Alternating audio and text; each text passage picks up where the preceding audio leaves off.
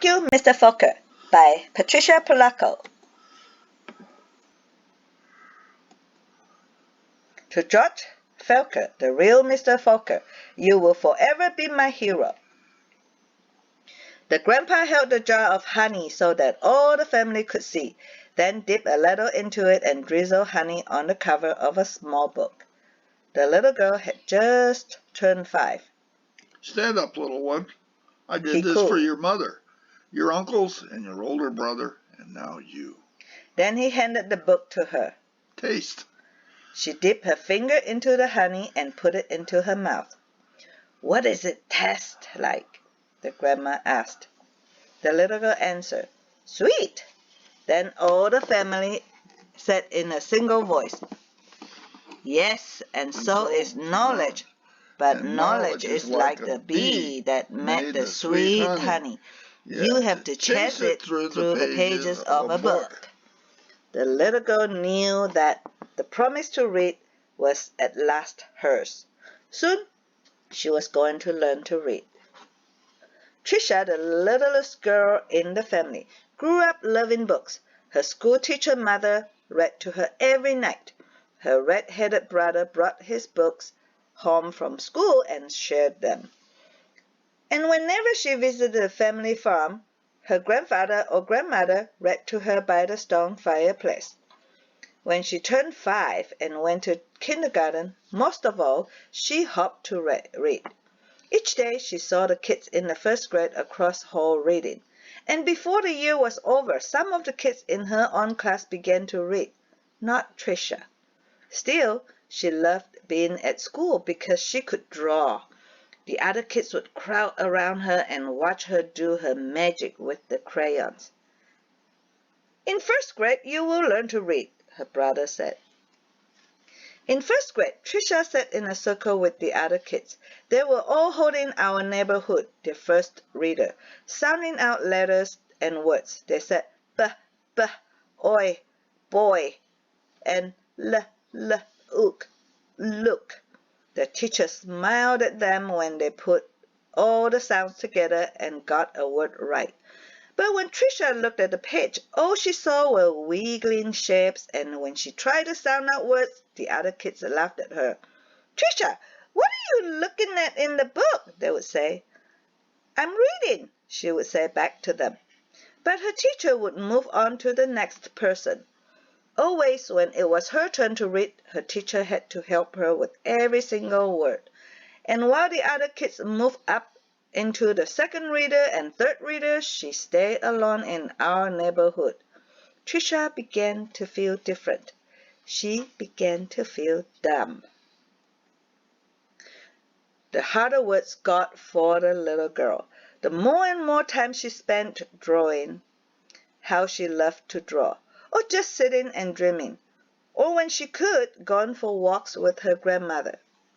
One summer day, she and her grandma were walking together in the small woods behind their farm. It was twilight. The air was sweet and warm. Fireflies were just coming up from the grasses. As they walked, Tricia said, Grandma, do you think I'm different? Of course, her grandma answered. To be different is a miracle of life. You see all those little fireflies? Everyone is different. Do you think I'm smart? Tricia didn't feel smart. Her grandma hugged her. You are the smartest, quickest, dearest little thing ever. Right then, the little girl felt safe in her grandma's arms. Reading didn't matter so much. Tricia's grandma used to say the stars were holes in the sky. They were the light of heaven coming from the other side, and she used to say that someday she would be on the other side, where the light comes from. One evening, they lay on the grass together and counted the lights from heaven. You know, her grandma said, all of us will go there someday. Hang on to the grass, or you'll lift right off the ground, and there you'll be. They laughed, and both hung onto the grass. But it was not long after that night that her grandma must have let go of the grass because she went to where the lights were on the other side. And not long after that, Tricia's grandpa let go of the grass too. School seemed harder and harder now. Reading was just plain torture. When Sue Ellen read her page or Tommy Bob read his page, they read so easily that Tricia would watch the top of their heads to see if something was happening to their heads that wasn't happening to hers. And numbers were the hardest thing of all to read. She never added anything right. "Line up the numbers before you add them," the teacher would say. But when Tricia tried, the numbers looked like a stack of blocks, wobbly and ready to fall. She just knew she was dumb. Then one day, her mother announced that she had gotten a teaching job in California, a long way from the family farm in Michigan. Even though her grandma and grandpa were gone, the little girl didn't want to move. Maybe, though, the teachers and kids in her new school wouldn't know how dumb she was. She and her mother and brother moved across the country in a two-tone 1949 Plymouth. It took 5 days. But at the new school it was the same. When she tried to read, she stumbled over words. The cat ran. She was reading like a baby in the 3rd grade. And when her teacher read along with them and called on Tricia for an answer, she gave the wrong answer every time. "Hey, dummy!" a boy called out to her on the playground. "How come you're so dumb?" Other kids stood near him and they laughed. Tricia could feel the tears burning in her eyes. How she longed to go back to her grandparents' farm in Michigan. Now Tricia wanted to go to school less and less.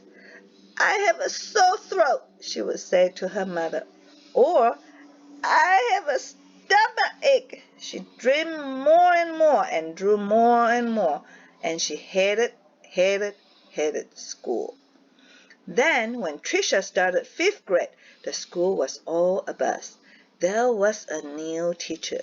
He was tall and elegant. Everybody loved his striped coat and slick gray pants.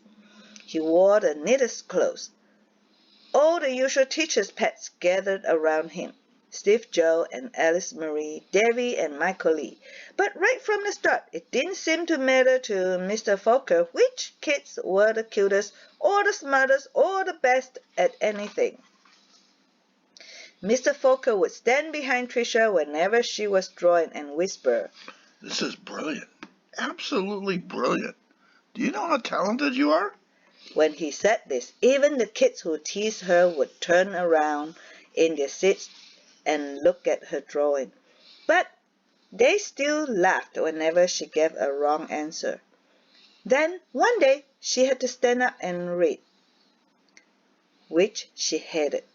She was stumbling through a page in Charlotte's Web, and the page was going all fuzzy, when the kids began to laugh out loud. Mr. Falker, in his plaid jacket and his butterfly tie, said, "Stop! Are all of you so perfect that you can look at another person and find fault with her?" That was the last day anyone laughed out loud or made fun of her. All except Eric. He had sat behind Tricia for 2 whole years, but he seemed almost to hate her. Tricia didn't know why. He waited by the door of the classroom for her and pulled her hair. He waited for her on the playground, leaned in her face, and called her, "Toot!" Tricia was afraid to turn any corner for fear Eric would be there. She felt completely alone. The only time she was really happy was when she was around Mr. Falker. He let her erase the blackboards. Only the best students got to do that. He patted her on the back whenever she got something right, and he looked hard and mean at any kid who teased her. But the nicer Mr. Falker was to Tricia, the worse Eric treated her. He got all the other kids to wait for her on the playground or in the cafeteria or even in the bathroom and to jump out and call her stupid or ugly. And Tricia began to believe them. She discovered that if she asked to go to the bathroom just before recess, she could hide under the inside stairwell during the free time and not have to go outside at all. In the dark place, she felt completely safe. But one day at recess, Eric followed her to her secret hiding place. "Have you become a mole?" he laughed, and he pulled her out into the hall and danced around her. "Dumbbell, dumbbell, maggity old dumbbell." Tricia buried her head in her arms and curled up in a ball. Suddenly, she heard footsteps. It was Mr. Falker. He marched Eric down to the office. When he came back, he found Tricia. "I don't think you'll have to worry about that boy again," he said softly. "What was he teasing you about, little one?" "I don't know," Tricia shrugged. Tricia was sure Mr. Falker believed that she could read. She had learned to memorize what the kid next to her was reading, or she would wait for Mr. Falker to help her with the sentence. Then she would say the same thing that he did. "Good," he would say. Then one day Mr. Falker asked her to stay after school and help wash the blackboard. He put on music and brought out little sandwiches as they worked and talked. "All at once," he said. "Let's play a game. I'll shout out letters. You write them on the board with a wet sponge as quickly as you can. A," he shouted. She wiped a watery A. 8, he shouted. She made a watery 8. 14, 3, D, M, Q, he shouted. He shouted out many, many letters and numbers. Then he walked up behind her, and together they looked at the board. It was a watery mess. Tricia knew that none of the letters or numbers looked like they should. She threw the sponge down and tried to run.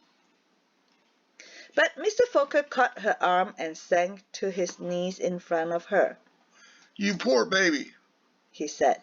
"You think you're dumb, don't you? How awful for you to be so lonely and afraid." She sobbed. "But little one, don't you understand? You don't see letters or numbers the way other people do. And you've gotten through school all this time and fooled many, many good teachers. He smiled at her.